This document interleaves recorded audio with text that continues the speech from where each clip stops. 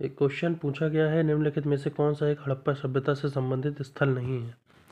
तो ऑप्शन में दिया गया है कुंतासी, हुलास, सिनौली, मेहरगढ़। तो आंसर इसका मेहरगढ़ है, ये हड़प्पा से संबंधित स्थल नहीं है। तो फिर ये किससे संबंधित स्थल है? नवपाषाण काल वाला स्थल है ये मेहरगढ़। आओ चलो एक एक स्थल के बारे में देख लेते हैं।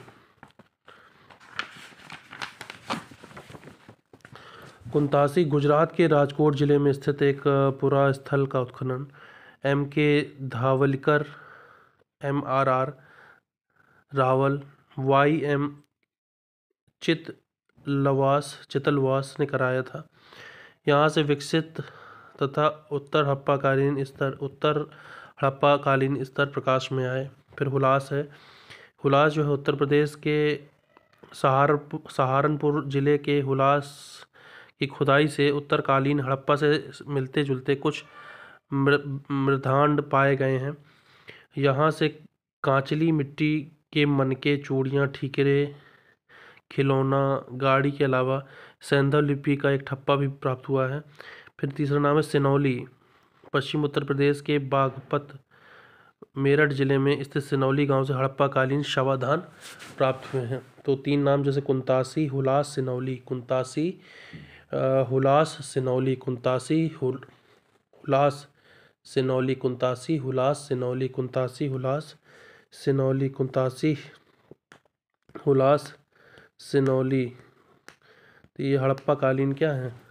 स्थल है। शवाधान जो है यहाँ पे सिनौली से प्राप्त हुए हैं, पश्चिमी उत्तर प्रदेश मेरठ में सिनौली से। सहारनपुर जिले में हुलास है। मृदांड वगैरह पाए गए हैं, कच्ची मिट्टी के मनके, चूड़ी, ठीकरे, खिलौना। कुंतासी आपका ही गुजरात में है। हुलासियो सिनौली ये आपका यूपी में है। अब मेहरगढ़ के बारे में पढ़ते हैं। यह सिंधु नदी घाटी के पश्चिम में बलूचिस्तान पाकिस्तान के काची मैदान पर बोलन के पास स्थित एक नवपाषाण काल स्थल है। यह उत्तर पूर्व भारतीय उपमहाद्वीप में सबसे पहले ज्ञात नवपाषाण काल स्थल है, जिसमें खेती, गेहूं और जौ, पशुचारण, मवेशी, भेड़ बकरियां और धातु कर्म के प्रारंभिक प्रमाण है। तो मेहरगढ़ किसका मतलब एम्बलम है? तो एक तरह से कहा जाए तो ये नवपाषाण काल स्थल आपका है। आयातित वस्तुएं, कौन सी वस्तुएं सिंधु सभ्यता में कहाँ से आती थी? चांदी कहाँ से आती थी? ईरान, मेसोपोटामिया, यहाँ से आती थी। ईरान और मेसोपोटामिया से आती थी। फिरोजा कहाँ से आता था? ये भी ईरान से आता था। फिरोजा कहाँ से आता था? ईरान से आता था। सेल खड़ी, ये भी ईरान से। सेल खड़ी ईरान से। लाजवर्द मणि, ये कहाँ से आता था? बदख्शां से। लाजवर्द मणि, लाजवर्द मणि, लाजवर्द मणि, लाजवर्द मणि, लाजवर्द मणि, लाजवर्द मणि, लाजवर्द मणि कहाँ से आता था? बदख्शां से। बदख्शां से लाजवर्द मणि, बदख्शां, लाजवर्द मणि, बदख्शां।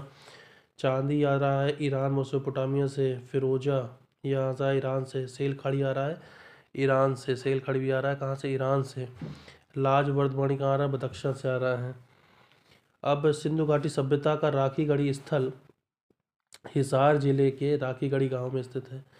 तो ये जो सिंधु घाटी सभ्यता का जो राखीगढ़ी स्थल है, ये हिसार जिले के हरियाणा के हिसार जिले में के राखीगढ़ी गांव में स्थित है। हरियाणा में एक जिला है हिसार, हिसार में एक गांव है राखीगढ़ी। हरियाणा में एक जिला है हिसार, हिसार में एक गांव है राखीगढ़ी। यह स्थल सरस्वती नदी के मैदान में मौसमी घग्गर नदी से लगभग 27 किलोमीटर दूर स्थित है।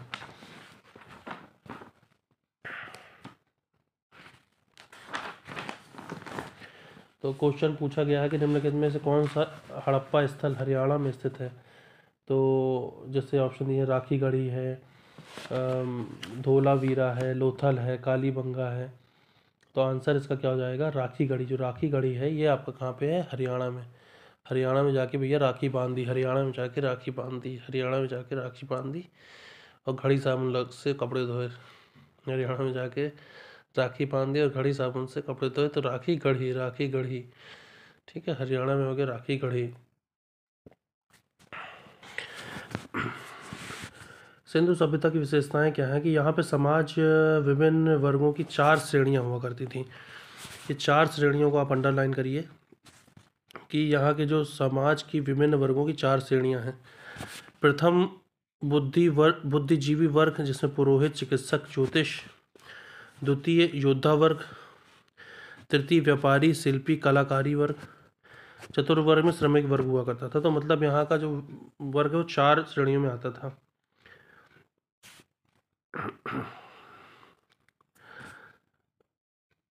स्त्री और पुरुषों की वेशभूषा लगभग समान हुआ करती थी, अंडरलाइन करेंगे हम। स्त्रियों और पुरुषों की जो वेशभूषा है वो समान हुआ करती थी। वे कमर के नीचे धोती और कमर के ऊपर बाएं कंधे से दाएं कंधे के नीचे दबने वाले शाल का उपयोग करते थे। वे कमर के नीचे धोती और कमर के ऊपर बाएं कंधे से दाएं कंधे के बीच दबने वाले शाल का प्रयोग करते थे। स्त्रियों के सिर पर पंखे के समान एक वस्त्र हुआ करता था। पंखे के समान एक वस्त्र हुआ करता था। इनके वस्त्र ऊनी तथा सूती हुआ करते थे। इन्हें वस्त्रों की सिलाई का ज्ञान था क्योंकि अवशेषों में सुइयों की प्राप्ति हुई है। सुइयों की प्राप्ति हुई है। स्त्री एवं पुरुषों के लंबे बाल थे। बालों में सोने तांबे के पिन बनाए जाते थे।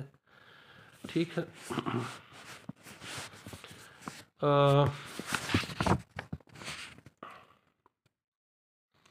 तो क्वेश्चन का पूछा गया कि इंडियन सिविलाइजेशन में कौन सा स्टेटमेंट सही है। In this period customs of men and women used to be almost same. Yes, same थे। there used to be 4 categories of different section of societies. हाँ, तो 4 सेक्शन सोसाइटी के थे।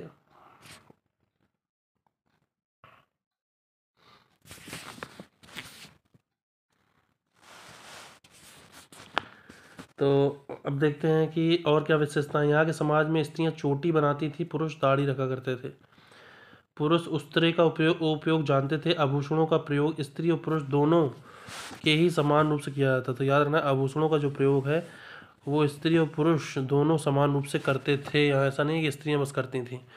तो सिंधु सभ्यता में जो आभूषणों का प्रयोग है वो जो है दोनों लोग करते थे। ये आपका MCQs में स्टेटमेंट के रूप में पूछ लेगा कि क्या पुरुष करते थे। हाँ, करते थे। महिला करती थी। हाँ, करती थी। आभूषण सोना, तांबा, चांदी, कोढ़ी, सीप, हड्डियों और कीमती पत्थरों का उपयोग आभूषण बनाने के लिए होता था। कंठहार, भुजबंद, अंगूठी, बूंदे, चूड़ियाँ, कमरबंद, तगड़ी प्रमुख आभूषण थे जिनका प्रयोग स्त्री पुरुष दोनों के द्वारा किया जाता था। So bones were also used to make ornaments during this period. So bones का प्रयोग होता था। हाँ, होता था।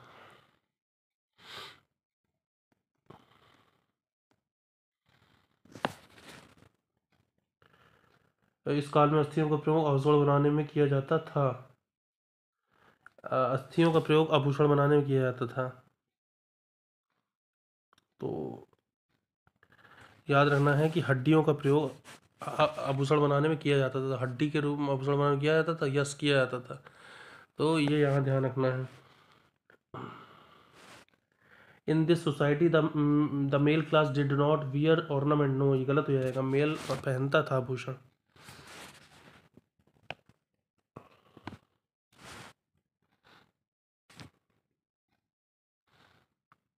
अब हम बात करेंगे सिंधु सभ्यता के कुछ स्थल के बारे में और वो किस नदी के किनारे स्थित थे। चन्हूदड़ो, सिंधु नदी के किनारे। मोहनजोदड़ो, सिंधु नदी के किनारे। कोट डीजी, सिंधु नदी के किनारे। ये 3 नाम तो पहले याद करो। चन्हूदड़ो, मोहनजोदड़ो, कोट डीजी। चन्हूदड़ो, मोहनजोदड़ो और कोट दीजी, मोहनजोदड़ो, चन्हूदड़ो, मोहनजोदड़ो, कोट दीजी, मोहनजोदड़ो, चन्हूदड़ो। ये तीनों कहाँ हैं? सिंधु नदी के किनारे हैं। ठीक है, ये कहाँ है? सिंधु नदी के किनारे हैं। ओके। अब रोपड़ की बात करें तो ये है सतलुज नदी के किनारे। तो रोपड़ कहाँ है? सतलुज नदी के किनारे। तो क्वेश्चन पूछा गया है कि सिंधु घाटी सभ्यता का निम्नलिखित में से कौन सा स्थल सिंधु नदी के तट पर अवस्थित नहीं है। तो ऑप्शन दिए हैं चन्हूदड़ो, मोहनजोदड़ो, रोपड़ और कोट दीजी। तो कोचनूदड़ो मोहनजोदड़ो कोट दीजी ये सब हैं सिंधु नदी किनारे, लेकिन जो है रोपड़ नहीं है। रोपड़ है आपका सतलुज नदी किनारे, रोपड़ है आपका सतलुज नदी के किनारे। ठीक है, अब क्वेश्चन को फिर देखते हैं। अब वही क्वेश्चन फिर आ गया कि कौन सा कथन सही है सिंधु घाटी सभ्यता के बारे में, सिंधु सभ्यता के बारे में। तो आगे देख लेते हैं। जहाँ घरों में उपयोग किए जाने वाले बर्तन आदि सामग्रियों के लिए तांबे, कांसे, मिट्टी, लकड़ी का उपयोग किया जाता था। तांबे, कांसे, मिट्टी, लकड़ी, याद रखना। तांबा, कांसा, मिट्टी, लकड़ी। तांबा और कांसा, यहाँ कंफ्यूज नहीं होना। अब क्वेश्चन में जैसे इसने पूछ लिया है कि no evidence has been found of utensils used in homes being made of bronze during this period, मतलब इस काल में घरों में प्रयोग किए जाने वाले बर्तन कांसे के बने होने का कोई साक्ष्य नहीं मिलता। ऐसा नहीं है, मिलता है साक्ष्य, कांसे के होते थे भैया यूज में, कैसी बात कर रहे हैं आप। अब मिट्टी की वस्तुओं को पकाकर उपयोग में लाया जाता था, उन पर पॉलिश और चित्रकार की जाती थी। मिट्टी की वस्तुओं को पकाकर उपयोग में लाया जाता था, ठीक है, मतलब मिट्टी को पकाया भी जाता था, ये ध्यान रखना है। अब इसमें स्टेटमेंट पूछ लिया गया है कि दे यूज्ड ओनली अनबेक्ड पॉटरी, वे केवल कच्ची मिट्टी के बर्तनों का प्रयोग करते थे, नहीं पकाते थे। तो सिंधु सभ्यता के बारे में अब याद रखें कि मिट्टी की वस्तुओं को पकाकर उपयोग में लाया जाता था। तांबा, कांसा, ठीक है, तांबा, कांसा, मिट्टी, लकड़ी आदि का क्या है ना उपयोग भी यहाँ पे किया जाता था। तो इतना हमें क्या करना पड़ेगा, ध्यान देना पड़ेगा। अब इन्हें विभिन्न वस्तुओं का ज्ञान भी था सिंधु सभ्यता को, जैसे सोने का ज्ञान था, चांदी का ज्ञान था, तांबे का ज्ञान था, कांसे का ज्ञान था, टीन का ज्ञान था, शीशे ज्ञान था। तो भैया था तो था, याद रखिए आप, सोना, चांदी, तांबा, कांसा, टीन, शीशा, ये सब ज्ञान था। अब अगला क्वेश्चन पूछा है सिंधु सभ्यता के संदर्भ में कौन कथनों पर विचार करो। The people of this period were familiar with the bullock cart, bullock cart से परिचित थे, बिल्कुल थे परिचित। इस काल में लोगों को मानवीय चिकित्सा का ज्ञान था। The people of this period also had knowledge of human medicine, तो क्या था, हाँ बिल्कुल था। तो याद रखेंगे यहाँ के लोग यातायात के लिए बैल गाड़ियों का प्रयोग करते थे। इन बैल गाड़ियों की छत लकड़ी से ढकी हुआ करती थी। इन लोगों को मानवीय चिकित्सा का भी ज्ञान था। वे शिलाजीत का प्रयोग करते थे, शिलाजीत का प्रयोग करते थे। पशुओं की हड्डियों, वृक्ष के पत्ते, वृक्ष की छालों से दवाइयाँ बनाई जाती थीं। तो सिंधु सभ्यता के लोग बहुत ही मतलब टेक्निकली बहुत स्ट्रांग थे।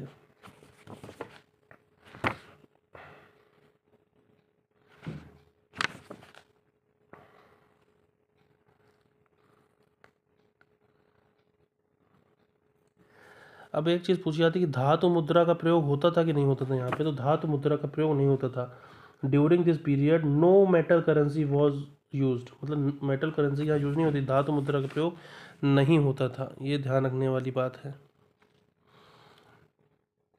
व्यापार की विनिमय प्रणाली मौजूद थी, लेकिन धातु मुद्रा का प्रयोग नहीं होता था। व्यापार की विनिमय प्रणाली मौजूद थी, धातु मुद्रा का मतलब प्रयोग यहाँ पे नहीं होता था, धातु मुद्रा का प्रयोग नहीं होता था।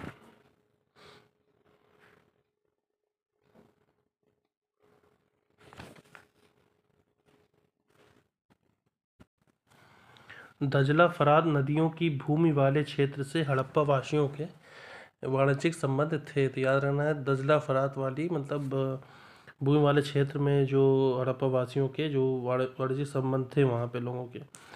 हड़प्पाई प्राचीन लैपिस लाजुली मार्ग से व्यापार करते थे। एक कोई मार्ग है उसका नाम है लैपिस लाजुली, लैपिस लाजुली, उस मार्ग से ये लोग क्या करते थे, व्यापार करते थे, जो संभवतः उच्च लोगों की सामाजिक पृष्ठभूमि से संबंधित था। क्लियर नहीं है, संभवतः यहाँ लगाया गया, बट जो संभवतः उच्च लोगों की सामाजिक पृष्ठभूमि से संबंधित था। लैपिस लाजुली, ठीक है। उन्होंने उत्तरी अफगानिस्तान में अपने व्यापारिक बस्तियां स्थापित की थीं, जहाँ से प्रामाणिक रूप से मध्य एशिया से सुगम व्यापार होता था, सुगम व्यापार होता था। ओके, ठीक है।